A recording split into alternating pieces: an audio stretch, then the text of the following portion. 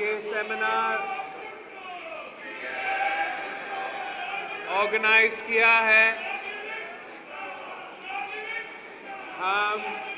Pakistan peoples party के ओहदेदारों को, कारकुनों को खुशामदीद कहते हैं और जो साथ हमारे सीनियर सहाफ़ी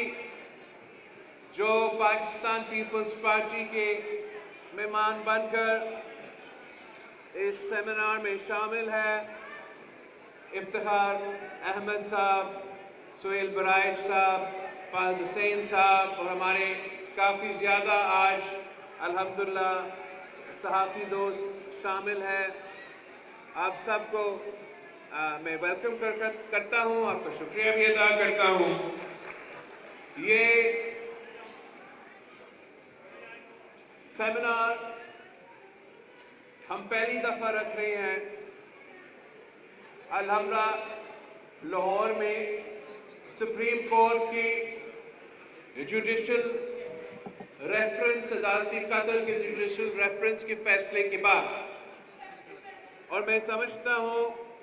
कि ये बहुत अहम इनिशिएटिव है और इस इनिशिएटिव को हमें पाकिस्तान भर में करना चाहिए, जहां पाकिस्तान पीपल्स पार्टी के तंजीम तमाम शहरों में, तमाम डिस्ट्रिक्ट्स में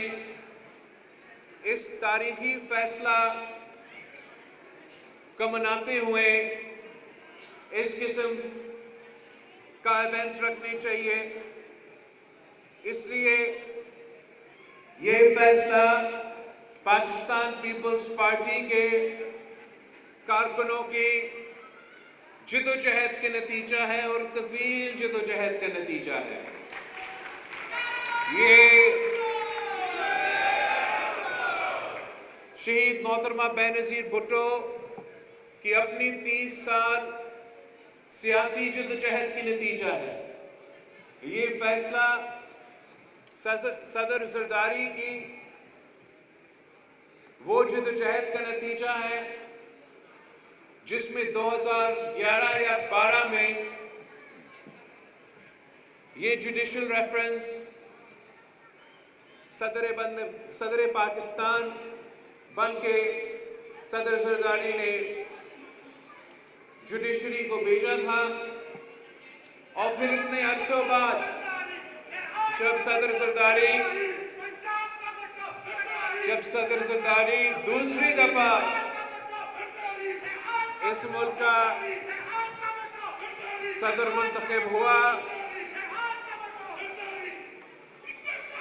तो फिर ना सिर्फ ये फैसला, ना सिर्फ अदालत ने ये केस सुना, मगर हमें ये फैसला सुना दिया कि सुप्रीम कोर्ट ऑफ पाकिस्तान ये बात मानती है कि कायदे अवाम शहीद जुल्फ़िकार अली भुट्टो के साथ नाइंसाफी हुआ और फेयर ट्रायल नहीं था, और ये यकीनन एक तारीखी फैसला है। और पाकिस्तान पीपल्स पार्टी के हर कारकुन इस फैसला को तारीखी मांगते हैं, मगर साथ साथ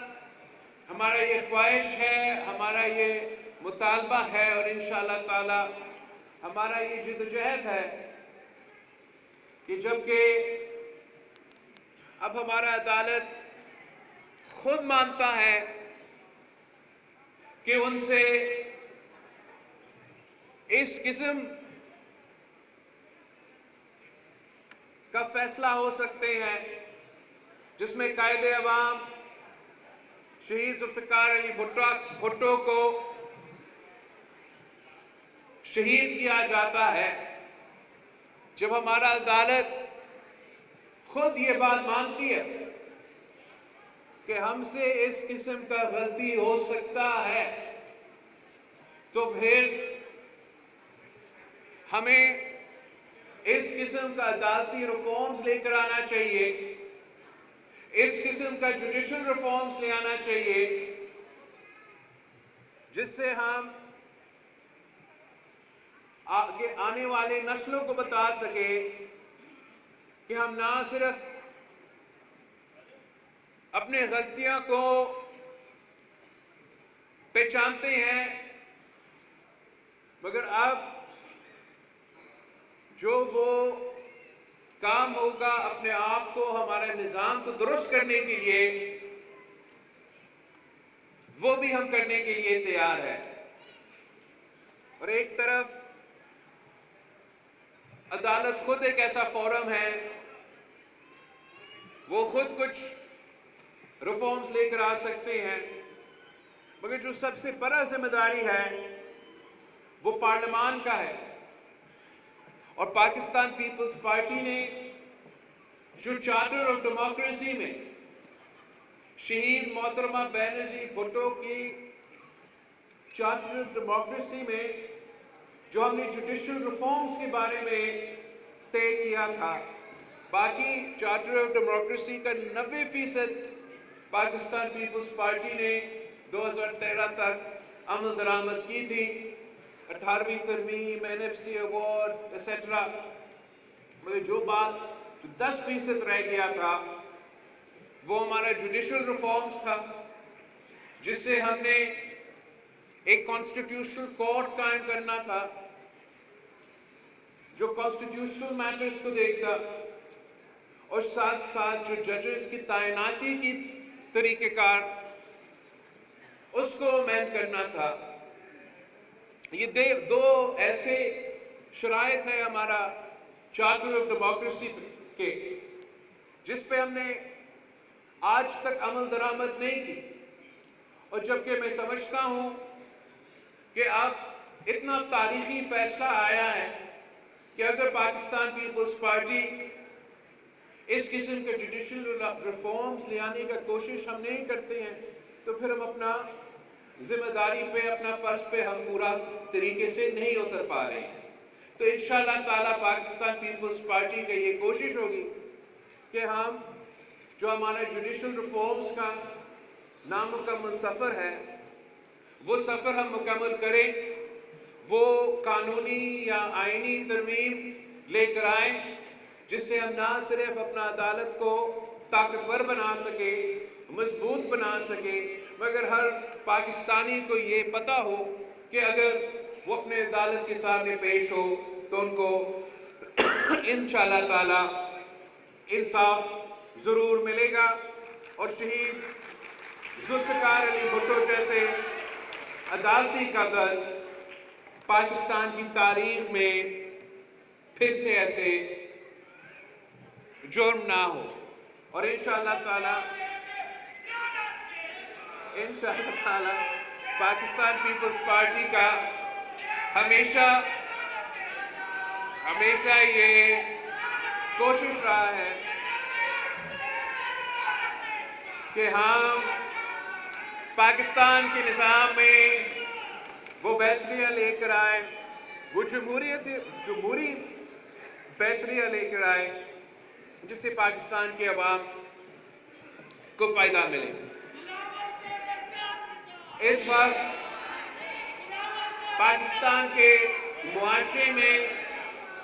اور پاکستان کی سیاست میں جس طریقے سے نفرت کی سیاست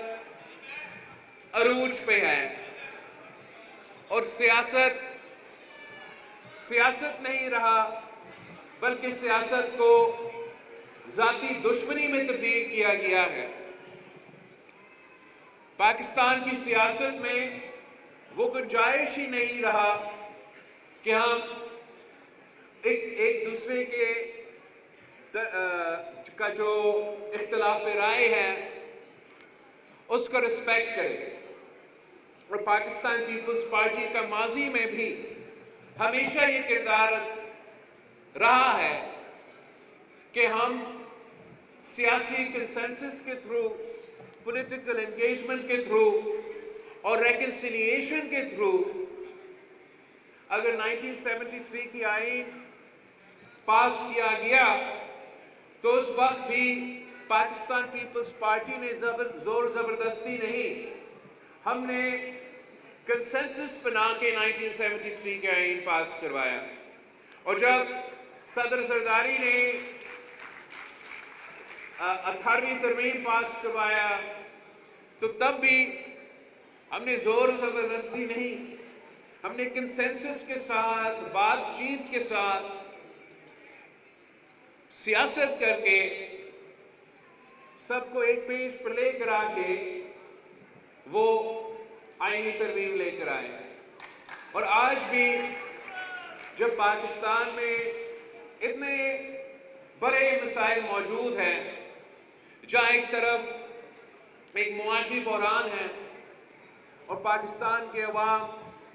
مہنگائی، بے روزگاری اور غربت کی وجہ سے پریشان ہے، تو دوسری طرف ہمارا